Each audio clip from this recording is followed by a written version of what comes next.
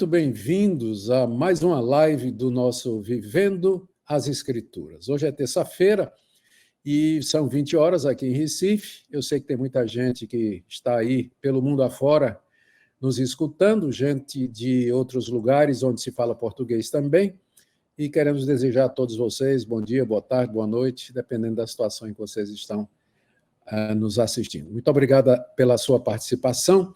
Nós estamos no ar através do meu perfil do Instagram, né?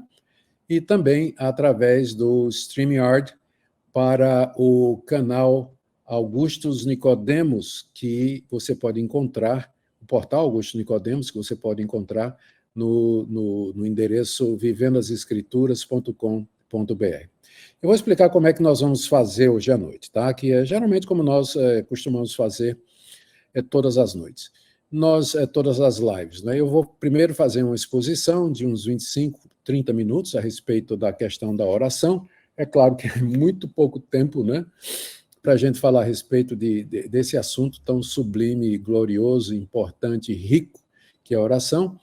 E depois nós vamos continuar no portal Vivendo as Escrituras. Aí é exclusivo para os nossos alunos, para aqueles irmãos e amigos que são membros, parte da nossa comunidade. Apenas lembrando que a comunidade ela é bastante acessível a todas as pessoas e nós temos cursos, muitos e-books, nós temos um fórum para perguntas e respostas, eu respondo pergunta todo dia, temos essas lives constantes e especiais para o nosso pessoal, e sempre atualizando com cursos novos, né? Eu mesmo agora estou trabalhando num curso sobre os desafios da modernidade para a igreja. E é um curso que fala sobre ideologia de gênero, marxismo cultural, ateísmo, evolucionismo, e tantas outras, feminismo e tantas outras coisas que deixam o crente meio bugado às vezes, né? Sem saber como responder. E aí esse curso vai estar disponível, se Deus quiser, em não muito tempo, nós não vamos demorar muito a publicar. E você que é assinante do Vivendo as Escrituras vai ter acesso completo a tudo que nós estamos oferecendo. Muito obrigado pela sua participação, muito bem-vindo todos vocês. Nós vamos começar falando a respeito de oração. Eu elenquei uma série de questões que são aquelas perguntas que as pessoas geralmente fazem a respeito de oração, né? Então, aqui no primeiro bloco, eu tentei categorizar por blocos. Então, no primeiro bloco, nós vamos falar a respeito da natureza e da prática da oração. Então, em primeiro lugar, a gente, na fé reformada, na nossa compreensão reformada, entende a oração como um meio de graça. O que é um meio de graça? É uma atividade determinada por Deus, através da qual ele transfere a sua graça salvadora, santificadora, àqueles que usam esse meio. Isso é baseado, por exemplo, em Hebreus capítulo 4, verso 16, onde é dito assim: aproximemo-nos do trono da graça. Aproximemo-nos, só pode ser por oração, né? Aproximemo-nos do trono da graça com confiança, a fim de recebermos misericórdia e encontrarmos graça para ajuda em momento oportuno. Está óbvio que é através da oração que a gente se aproxima de Deus para receber a graça que a gente precisa para enfrentar as dificuldades da vida. Então, na fé reformada, nós vemos a oração como um daqueles meios pelos quais Deus derrama sua graça sobre nós. Outros meios são a pregação da palavra, comunhão dos santos, a celebração da ceia do Senhor, participação nos cultos. São essas atividades determinadas por Deus e delas a oração é a mais importante, porque é pela oração que a gente se chega ao trono da graça para receber graça. Por isso você deve orar sempre. Não fique só dizendo assim, Deus, dá-me tua graça para resolver os problemas. Deus já disse de que maneira ele vai derramar a sua graça sobre você, que é através da oração. Uma segunda questão que as pessoas perguntam muito, né, sobre nessa área de natureza e prática da oração, é a questão da fé e da oração. Qual o papel da fé na oração? E nós temos aí tanto ensino a respeito disso, né? Bom, eu creio que um texto que pode nos ajudar, também em Hebreus, é aquele que diz que a fé é a certeza das coisas que se esperam e a convicção de fatos que se não veem, Sem fé é impossível agradar a Deus, porque é necessário que aquele que se aproxima de Deus, e, portanto, pela oração, precisa crer que ele existe e que é galardoador daqueles que o buscam. Sem fé, é impossível orar. Como é que você vai orar para uma pessoa que você não acredita que existe? E mesmo que você acredita que ela existe, como é que você vai orar se você não acredita que ela vai lhe responder? Então, a fé está intrinsecamente ligada à oração. Sem fé, não tem oração, não tem como orar, não faz o menor sentido, não faz o menor sentido. Agora, a fé, ela pode variar de intensidade de pessoa para pessoa. Tem pessoas que têm uma confiança muito grande em Deus, conseguem descansar em Deus e pedir coisas que eu não consigo pedir. Mas eu já ouvi, por exemplo, a minha esposa pedindo coisas que eu disse, meu pai do céu, eu queria ter essa fé. Então, em algumas pessoas, essa fé é desenvolvida, ela é ampliada, é fortalecida, e Deus atende. Deus atende.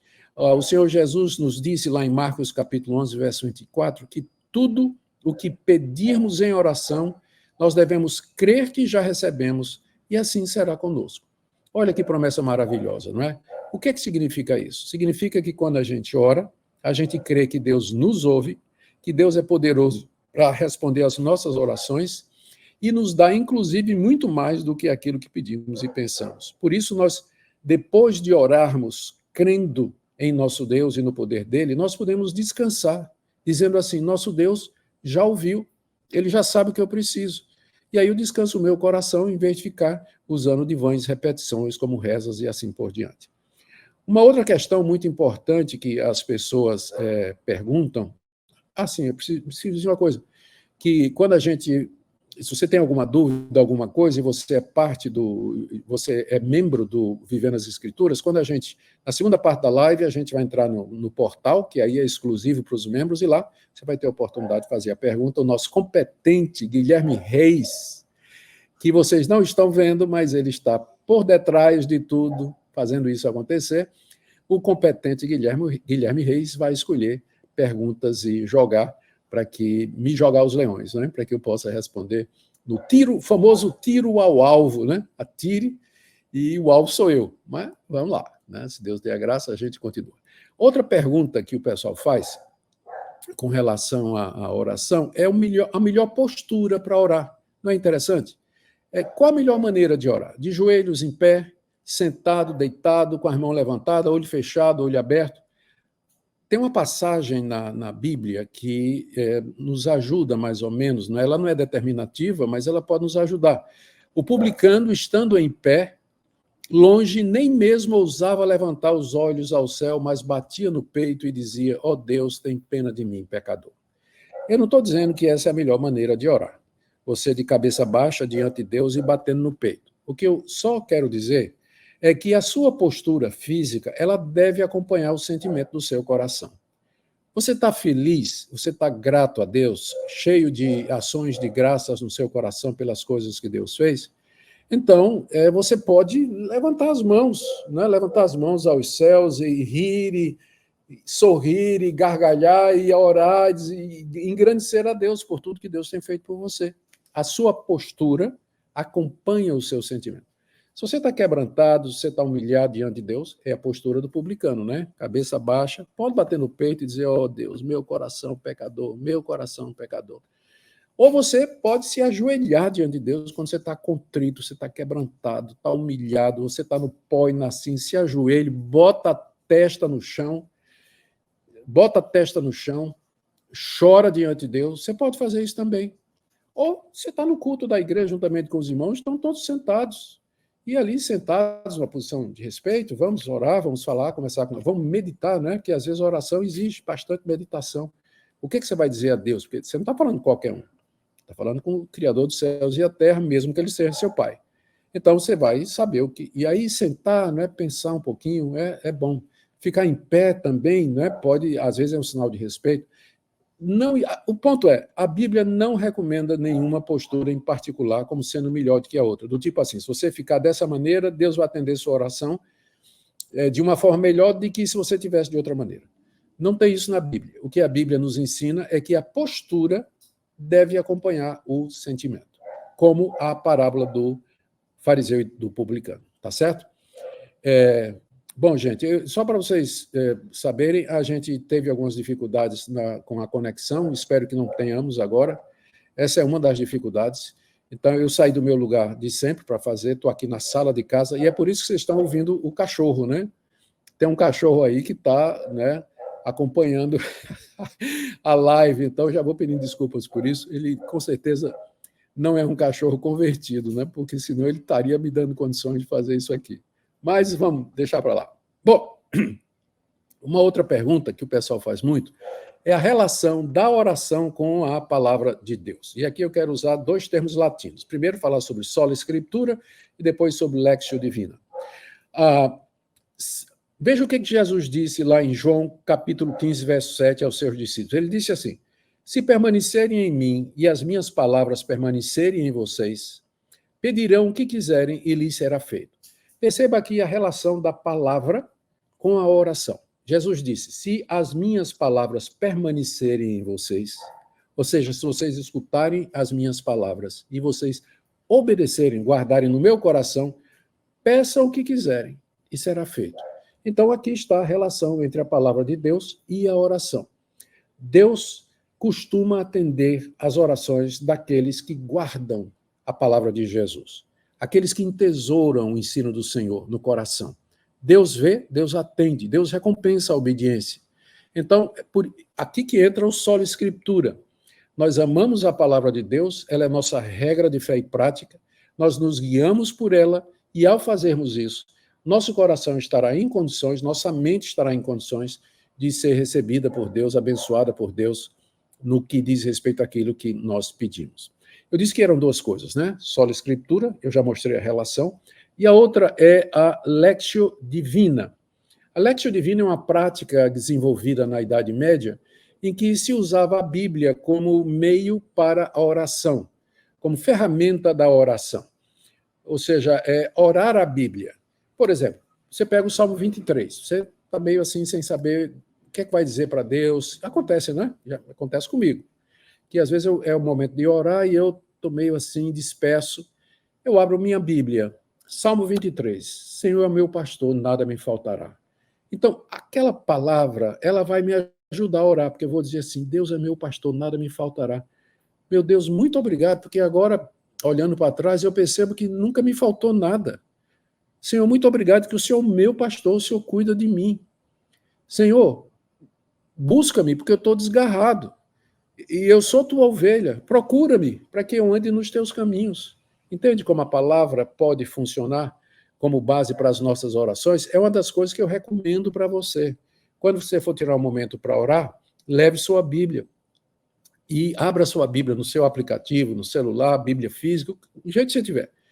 E nas suas leituras, você aproveite para orar, para buscar a Deus, usando a palavra de Deus. Isso é o nome disso aí é lectio divina.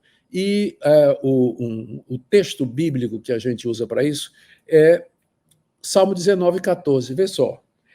Que as palavras dos meus lábios e o meditar do meu coração sejam agradáveis na tua presença, Senhor, rocha minha e redentor meu. Salmo 19, 4.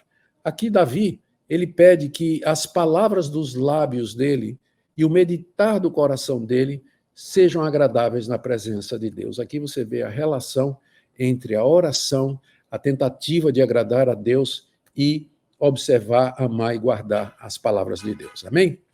Muito bem, vamos continuar. Aproveitando para vocês que estão chegando agora, muito bem-vindos. Essa é a nossa live sobre oração do Vivendo as Escrituras. Nós vamos ficar mais uns 15 minutos aqui falando a respeito de oração e depois nós vamos entrar dentro do portal da nossa comunidade Vivendo as Escrituras, onde nós iremos desenvolver esse tema da oração um pouco mais avante e responder perguntas também. Se você ainda não é membro da nossa comunidade, é tremendamente acessível e os benefícios são incontáveis, eu não vou nem enumerar aqui.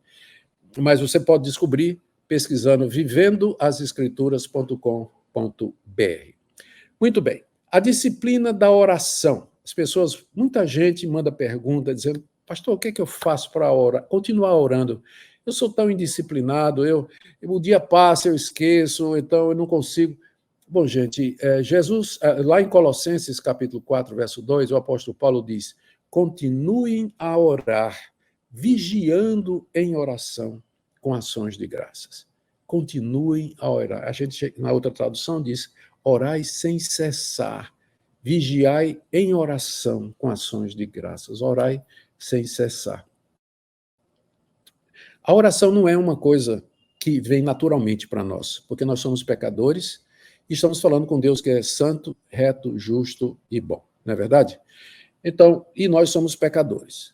Então, existe uma inimizade natural no nosso coração. Não é com facilidade que nós nos aproximamos de Deus. Então, orar tem que ser algo intencional, tem que ser algo disciplinado, tem que ser alguma coisa que você, eu vou dizer a palavra, mas vocês entendem, que você se obriga a fazer. E mesmo que, depois de você começar a orar, você não quer parar mais. Né? Já lhe aconteceu de você, a dificuldade, começa a orar, persevera na oração e de repente a oração parece que os céus se abrem, a presença de Deus é tão clara e você não quer nem parar mais, você nem quer sair. Mas, de qualquer forma, é preciso, como diz aqui, continuar a orar. E Paulo diz, vigiando em oração. Ou seja, é alguma coisa que precisa ser feita de maneira deliberada. Tem vários métodos que podem nos ajudar, várias medidas que podem ajudar para isso. Escolha um local onde você possa ficar a sós com Deus. Tire um tempo, Você não tira tempo para tanta coisa, tira tempo para falar com Deus, para ler a Bíblia, orar, meditar, refletir, contemplar, louvar a Deus, cantar, né? Tira um tempo para isso. Lembra de fazer isso todo dia, todo dia. Não tem tempo determinado, eu digo assim, eu vou gastar todo dia 20 minutos com Deus. Na Bíblia não diz quanto tempo você tem que gastar com Deus. Nós vamos falar sobre isso daqui a pouco. Mas a Bíblia diz orai sem cessar. Então, 5 minutos, 10 minutos, meia hora, 1 hora, 2, tá? O que importa é que o seu coração esteja na presença de Deus frequentemente. É isso que a Bíblia ensina, nada mais. Então, se você se habituar, se você se disciplinar para todo dia você tirar um tempo em comunhão com Deus, você vai ver que diferença isso vai fazer realmente na sua vida. Uma outra pergunta que as pessoas fazem a respeito da oração e do jejum, né? Uma questão bastante comum. Olha, eu não tenho dificuldade em dizer para você, a oração é uma ordem, é uma determinação de Deus. Nós somos ordenados a orar. Existem mandamentos claros a respeito da oração da parte do crente. E ele deveria fazer isso sempre com muita frequência, Mas o jejum, ele não tem o mesmo peso, ele não recebe a mesma quantidade de ordem, por assim dizer, ou ele não é alvo de mandamento como a oração. Então, o jejum é opcional, mas o jejum é muito bom para ajudar a orar.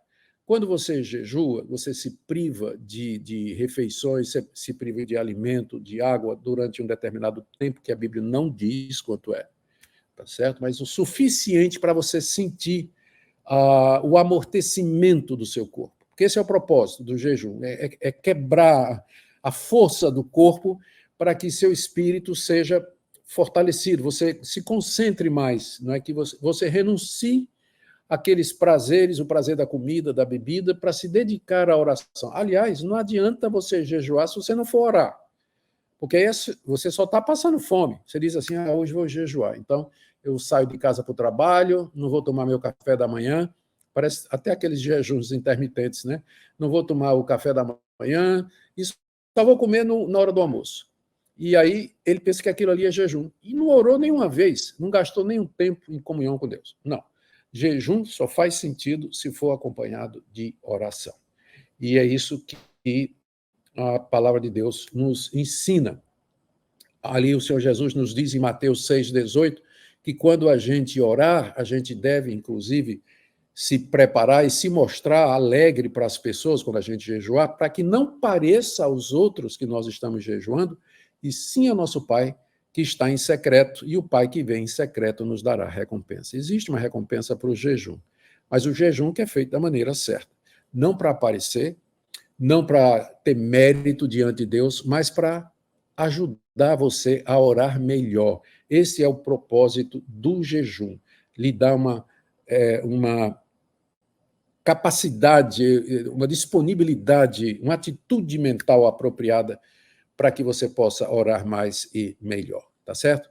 Jejuar é muito bom e isso com regularidade, mas não faça disso uma regra e não julgue outras pessoas que não costumam jejuar, já que o jejum não é alguma coisa que é obrigatório de acordo com o Novo Testamento, mas é alguma coisa que você pode fazer se quiser. Só para você ter uma ideia, no Antigo Testamento só tem um dia no ano em que o judeu era obrigado a jejuar. Era o Yom Kippur, era o dia da expiação. Naquele dia ele jejuava, era obrigado a jejuar. Aquele negócio do fariseu dizer que ele jejuava 3 vezes por semana, aquilo é invenção dos fariseus, é invenção dos legalistas. A Bíblia não ensina quantas vezes a gente deve jejuar, nem quanto tempo. Jesus jejuou 40 dias. Você não é ele. Você não é ele. E ele não pediu que seus discípulos fizessem isso. Ele não pediu isso. Então, vamos deixar o legalismo de lado. Né? O legalismo é a imposição de regras que não estão na Bíblia. Então, deixar o legalismo de lado e usar esse meio abençoado que é o jejum voluntariamente, quando a gente sentir que deve fazer. Tá bom? Muito bem, queridos, estas foram 8 ou 9 questões relacionadas com a natureza da oração. E agora eu queria falar, no bloco 2, ainda tenho mais alguns minutinhos, vou falar aqui no bloco 2 da live, a respeito dos tipos de oração e os elementos da oração. Tá bom? E aproveitando para dar as boas-vindas, continua chegando gente, eu quero agradecer a participação de todos vocês. Essa aqui é a live da terça da nossa comunidade Vivendo as Escrituras, que é uma comunidade que nasceu com o objetivo de ajudar as pessoas a viver a fé reformada, a fé bíblica no dia a dia. É claro, a gente se preocupa com a teoria também, mas a gente quer viver a prática. Mas como é que a gente faz isso? Então, lives como essa a respeito da oração, um fórum que responde perguntas e respostas, cursos práticos e teológicos a respeito da Bíblia, da interpretação da Bíblia, a respeito da teologia, livros às pessoas que são parte dessa comunidade. Viverasescrituras.com.br, dá uma visitada lá para você ver como é acessível e quanta bênção você pode encontrar ali. Vamos lá, para o segundo bloco aqui, se você me dá licença.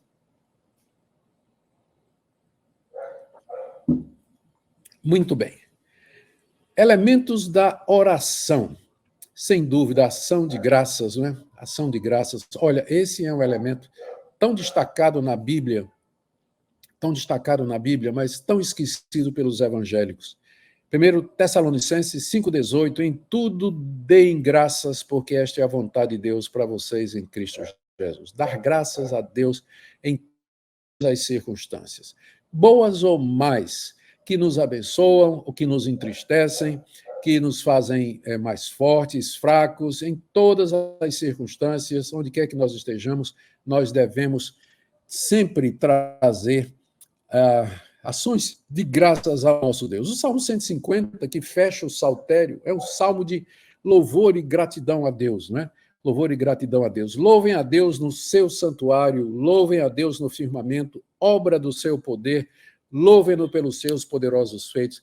Davi termina o saltério com uma oração, uma doxologia de gratidão e louvor a Deus. Nós deveríamos sempre dar graça a Deus. Então, esse é um dos elementos mais importantes da oração, que é ações de graças. Quando você agradece a Deus, você reconhece que tudo que você tem vem dele, você reconhece que ele é bom, você reconhece que ele pode te dar mais, e te encoraja a viver na face de Deus, porque se Deus é bom e te deu todas estas coisas, ele pode fazer isso de novo. Ações de graças. Isso aqui tira a angústia do coração, tira a ansiedade. Experimenta. Tem até um hino que a gente gosta muito na igreja presbiteriana, que diz assim: quantas bênçãos, dize quantas são. E aí você verá surpreso quanto Deus já fez. Tem uma rima aí no meio que eu me perdi, mas é isso aí que o hino que o hino diz de fato, né? Que quando a gente louva a Deus, a gente glorifica a Deus, então a paz entra no nosso coração. Confissão. Tem gente que usa a oração só para pedir. Não tenho nada contra, desde que você também peça perdão pelos seus pecados, pois é. A palavra confessar, eu quero ler aqui um trecho, né, muito conhecido, da 1 de João 9. Se confessarmos os nossos pecados, ele é fiel e justo para nos perdoar os pecados e nos purificar de toda injustiça. Então, esse é o nosso Deus. Ele promete perdoar os pecados, mas ele promete perdoar se nós confessarmos. A palavra confessar, o verbo confessar, significa, em grego, dizer a mesma coisa. Homologel. Homo, mesmo, logel, falar, dizer. Dizer a mesma coisa. Deus se aproxima de mim e diz assim, você é um pecador e você pecou. Eu digo, eu concordo, Senhor. Eu digo as mesmas palavras suas. Eu realmente pequei. Isso é confessar. É você concordar com o diagnóstico que Deus faz a seu respeito. Você é um pecador, que você quebrou a lei de Deus, que você fez o que não deveria fazer. Então, a oração é usada, entre outras coisas, para você dizer que Deus é verdadeiro e que você é um mentiroso, que você é um pecador, que você precisa da graça dele. A oração de confissão de pecados envolve esse reconhecimento. E ela deve ser seguida, naturalmente, de restauração, de restituição, de reconciliação e outras atitudes que são necessárias para você consertar os erros que foram cometidos por você contra alguém ou contra Deus. Então, confissão de pecados a Deus. Lembra de toda vez que você for orar, examinar seu coração e perguntar, o que é que eu preciso confessar a Deus? O que é que eu preciso dizer a Ele? E aí, então, esse é um elemento muito importante na confissão. Agora, tem gente, cuidado aqui, né? Porque não confunda com o confessionário católico. Na teologia católica, a confissão de pecados a um padre, seguido de absolvição e de penitência, é um dos sacramentos da Igreja Católica. A palavra de Deus, porém, diz, confessai as vossas faltas uns aos outros. Na Bíblia, não tem nada que sugira que eu, como pastor, eu tenho o poder de escutar a sua confissão, perdoar você em nome de Jesus e de Deus e passar uma penitência para você.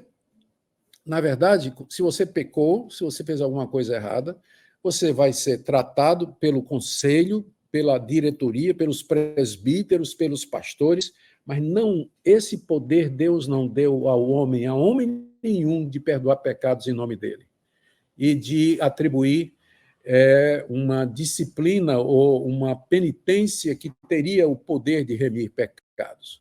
Então, cuidado com isso. O pensamento católico é errado a respeito disso, porque acaba colocando o sacerdote numa posição acima daquela que a palavra de Deus nos fala, não é?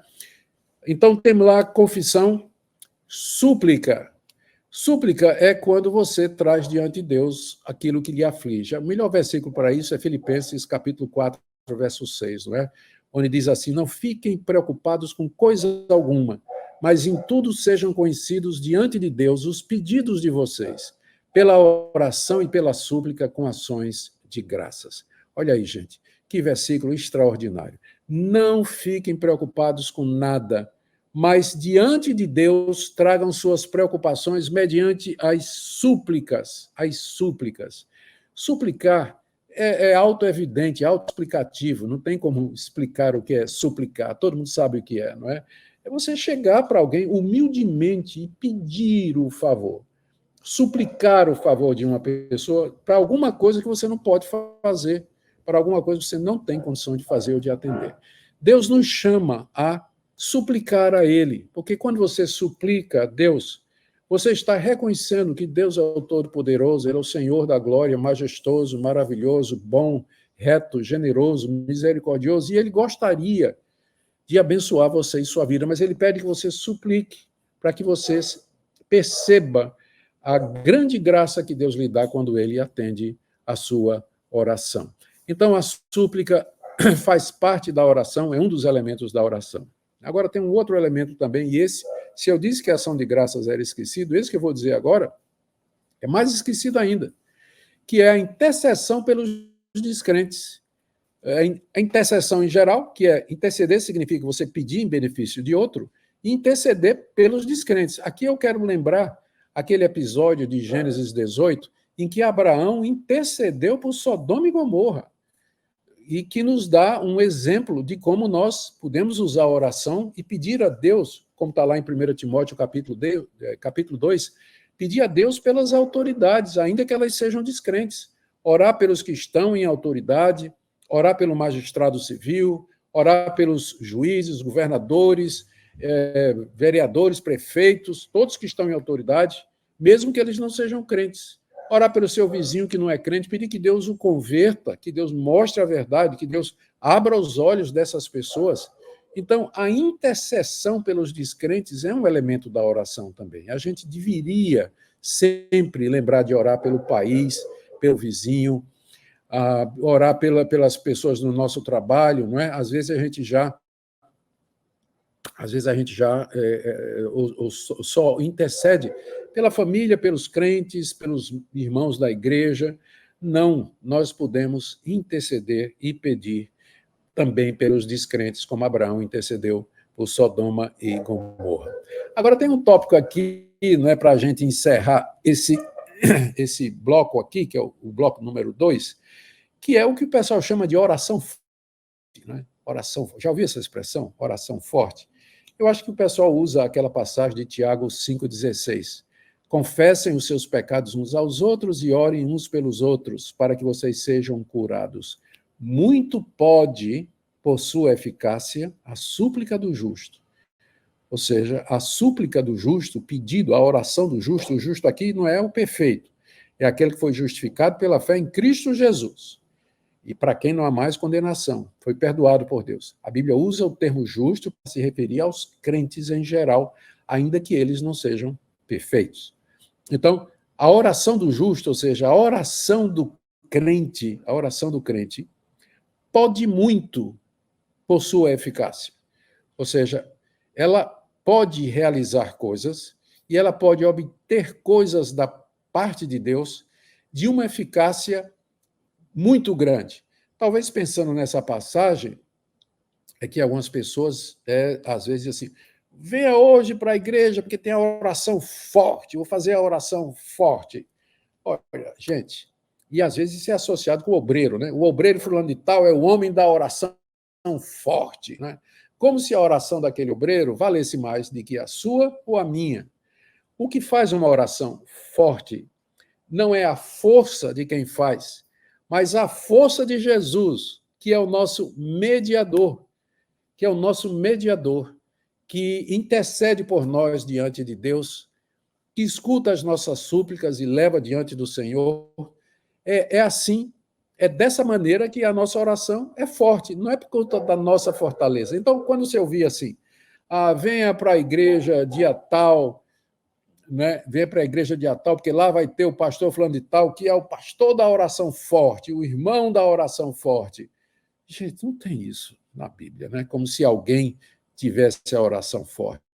Todos os crentes podem orar e obter o que eles desejam. O que torna a oração forte é a força do nosso mediador, Jesus Cristo, e não de homem nenhum.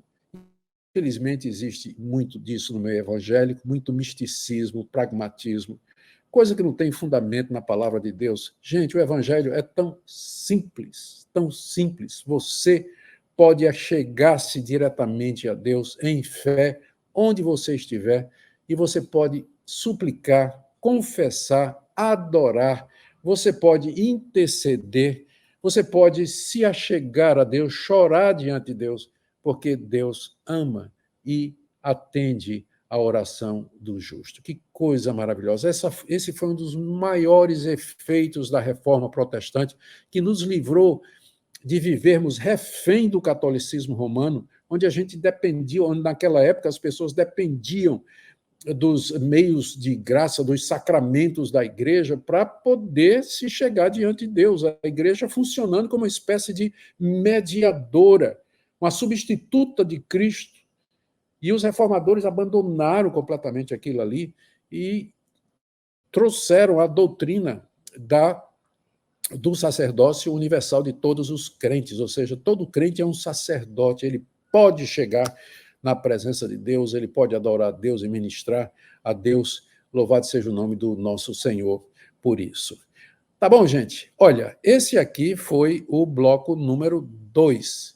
Foi o bloco número 2. Vamos agora para o bloco número 3, só que esse bloco nós queremos fazer já dentro do nosso portal.